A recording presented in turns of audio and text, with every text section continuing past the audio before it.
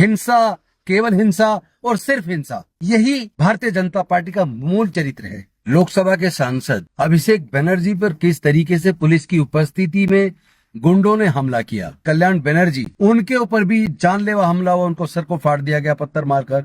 न ये देश के हैं, न ये ब्राह्मणों के हैं, न दलितों के हैं, न पिछड़ों के हैं। इन्हें केवल अपने से मतलब और अपने पूंजीपति दोस्तों से मतलब। उनको केवल अपने कॉरपोरेट दोस्तों को देश के सारे संसाधन देने हैं। उसमें जो भी वादा बनेगा उसी को वो लोग कुचल डालेंगे। धीरे धीरे बाकी राज्यों में जहां जहां भाजपा की सरकारें हैं वहां भी उसी तरह का चरित्र दोहराया जाएगा। विपक्ष के लोगों पर हमले किए जाएंगे। साथियों, अभी आपने कल देखा तृणमूल कांग्रेस के जनरल सेक्रेटरी, लोकसभा के सांसद अभिषेक बनर्जी पर किस तरीके से पुलिस की उपस्थिति में गुंडों ने हमला किया। गुंडे कौन? जिसकी वहां सत्ता है, जिस पार्टी की वेस्ट बंगाल में सरकार है, उनके गुंडों ने अभिषेक बनर्जी पर कल जानलेवा हमला किया। और उसके एक दिन बाद आज एक और सांसद तृणमूल कांग्रेस के कल्याण बनर्जी, उनके ऊपर भी जानलेवा हमला हुआ, उनको सर को फाड़ दिया गया पत्थर मारकर।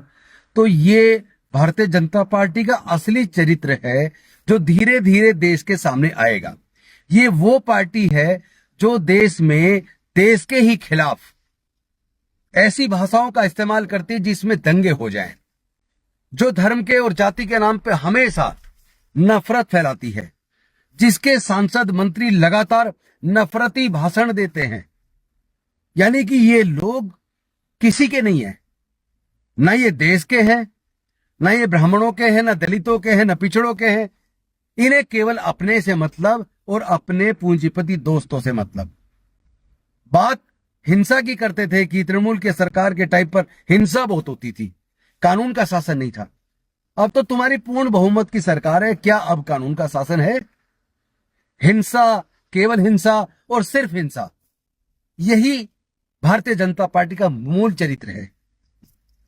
तो देश के लोगों को जागना होगा, समझना होगा। ऐसे लोगों के हाथ में अगर सत्ता दी जाएगी, वो नफरत फैलाएंगे, वो एक न एक दिन देश को भी तोड़ देंगे। उनको केवल अपने कॉरपोरेट दोस्तों को देश के सारे संसाधन देने हैं। उसमें जो भी वादा बनेगा उसी को वो लोग कुचल डालेंगे।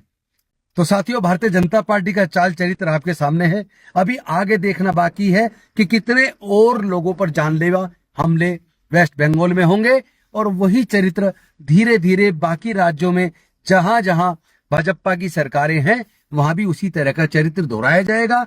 विपक्ष के लोगों पर हमले किए जाएंगे और इसका एक ही तरीका है, भारत के सब लोग इन नफरती लोगों के खिलाफ एकजुट हो जाएं और संवैधानिक तरीके से इस न्याय की लड़ाई को लड़ें। दस्तक की आपसे गुजारिश है कि अगर इसको बचाना चाहते हैं तो नेशनल दस्तक को सब्सक्राइब करने के लिए रेड कलर के सब्सक्राइब बटन को दबाएं, फिर बेल आइकन की घंटी दबाएं। नेशनल दस्तक को बचाने के लिए बहुत जरूरी है कि हर खबर को शेयर करें, लाइक करें, कमेंट जरूर करें।